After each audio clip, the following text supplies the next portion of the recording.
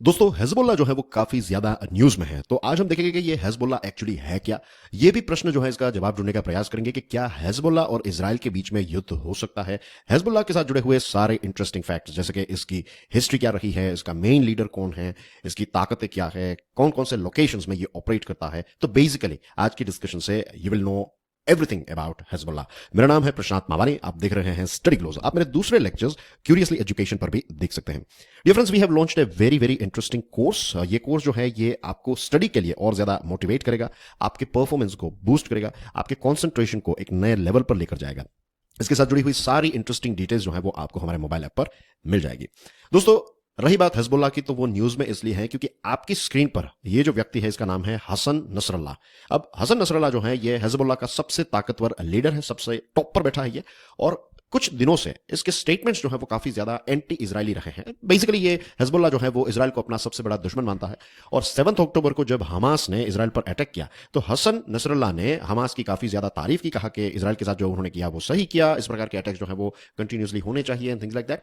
और पिछले कुछ समय से हमने ये भी देखा है कि इजराइल की जो आर्मर और मिलिट्री पोजीशंस हैं, जो इजराइल जो है वो लेबनान के साथ अपनी बॉर्डर शेयर करता है, तो ये सारे लोकेशंस पर हिजबुल्लाह ने इजराइल पर अटैक्स भी किया। रही बात लेबनान की, और ये जो हिजबुल्लाह है वो सबसे ज्यादा कहां पर एक्टिव है, तो इसको देखने के लिए और इसको समझने के लिए we have to understand the map, right. इस क्षेत्र के मैप को देख लेते हैं। Thanks to BBC for this very interesting infographic. तो as you can see on your screen दोस्तों, दिस इज इजराइल हियर। ये गाजा स्ट्रिप है, राइट। ये वेस्ट बैंक वाला पोर्शन है, यहां पर आप जॉर्डन देख सकते हैं, सीरिया है, और यहां पर देखिए इजराइल के नॉर्थ में जो देश है दैट इज लेबनान, राइट। और यहां पर एक बॉर्डर भी है। चलिए इसको थोड़ा अच्छा जूम करके भी देख लेते हैं। As you can see here ये गोलन हाइट्स है, ये अभी इजराइल के कंट्रोल में है, पहले ये सीरिया के कंट्रोल में हुआ करता था। और यहां पर देखिए ये वाली जो बॉर्डर देख रहे हैं ना, ये वो बॉर्डर है जो लेबनान और इजराइल एक दूसरे के साथ शेयर करते हैं। तो ये रही उसकी एक और जूम्ड तस्वीर। So this is the border, और यहां पर ये वाला बॉर्डर एरिया जो है इजराइल और लेबनान का, यहां पर ये हिजबुल्लाह जो है वो काफी ज्यादा एक्टिव है। तो ये जो हिजबुल्लाह है इसने इजराइल के अलग अलग लोकेशंस पर, बॉर्डर वाले रीजन पर अटैक्स किए। अब रही बात हिजबुल्लाह की, तो ये एक शिया मुस्लिम ग्रुप है और पॉलिटिकली जो है वो ईरान से ये इन्फ्लुएंस्ड है। इसका मेन जो कंट्रोल वाला रीजन रहता है वो मिलिट्री डोमेन में है, लेकिन ये पॉलिटिकली भी काफी ज्यादा स्ट्रांग हो गया है। इसकी स्थापना 1980s के समय पर हुई थी, ईरान ने इसकी स्थापना करवाई, और मेन ऑब्जेक्टिव जो है वो यही है कि इजराइल जो है उसका विरोध किया जा सके। देखिए, जब लेबनान में सिविल युद्ध की या फिर सिविल वॉर की शुरुआत हुई तो उस समय पर इजराइल ने सदर्न लेबनान जो है उसको कंट्रोल में ले लिया था। तो ईरान ने यह सोचा कि एक हिजबुल्लाह नाम का ग्रुप बनाया जाए, और इस ग्रुप का मेन काम यही होगा कि लेबनीज सिविल वॉर में इजराइल जो इंटरेस्ट ले रहा है तो इसमें इजराइल का विरोध किया जा सके, इजराइल को एक टफ फाइट दी जा सके। 1992 से अगर आप देखेंगे तो हिजबुल्लाह जो है वो पॉलिटिकली काफी ज्यादा एक्टिव होने लगा, नेशनल इलेक्शंस में पार्ट लेने लगा, और आज लेबनान में एक बहुत बड़ी पॉलिटिकल ताकत जो है वो ये हिजबुल्लाह ग्रुप है।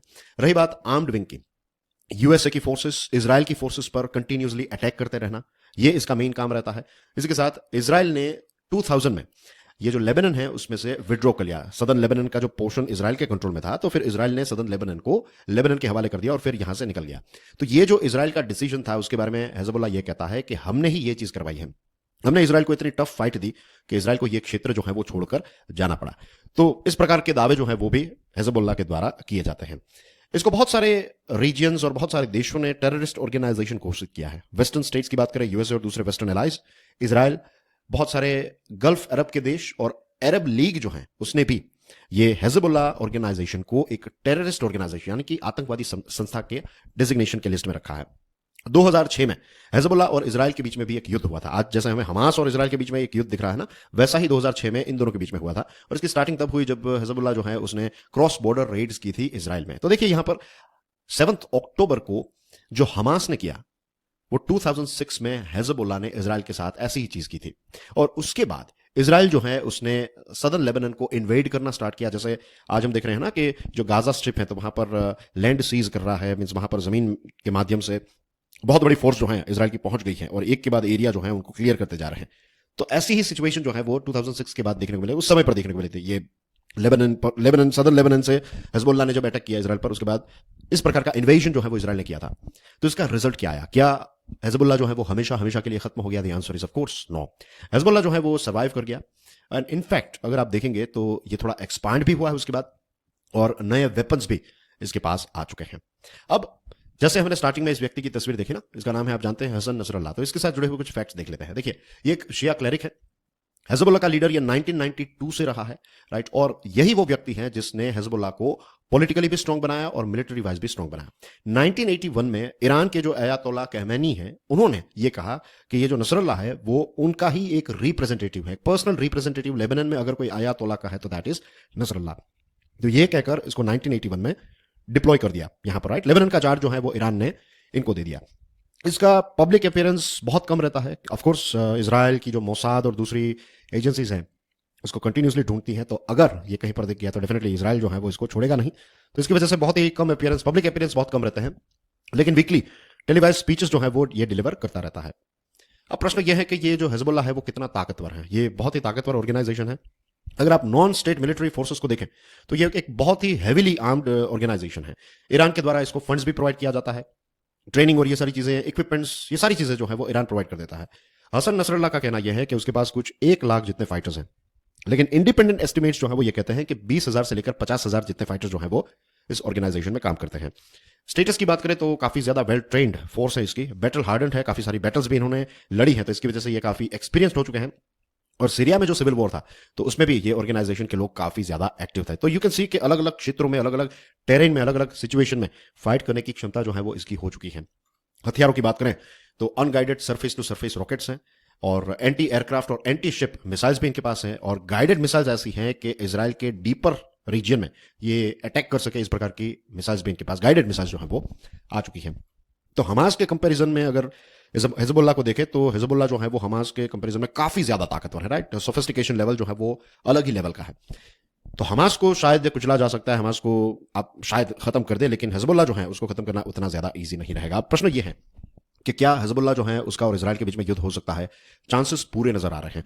7 अक्टूबर को जो हमास ने अटैक किया ना, उसके तुरंत बाद नॉर्दर्न इजराइल में ये हिजबुल्लाह जो है उसने मिलिट्री पोजीशंस को काफी ज्यादा एक्टिव कर दिया है, और अलग अलग जगहों पर रॉकेट्स लॉन्च किए इजरायली पोजीशंस पर, एंटी टैंक मिसाइल्स और एक्सप्लोसिव ड्रोन्स के माध्यम से भी अटैक्स जो है वो स्टार्ट कर दिया है। बदले में आईडीएफ, इजराइल डिफेंस फोर्स जो है उसने भी रिटेलिएशन किया, एयर स्ट्राइक्स की, टैंक और एंटी आर्टिलरी जो है वो फायर की, शेलिंग की।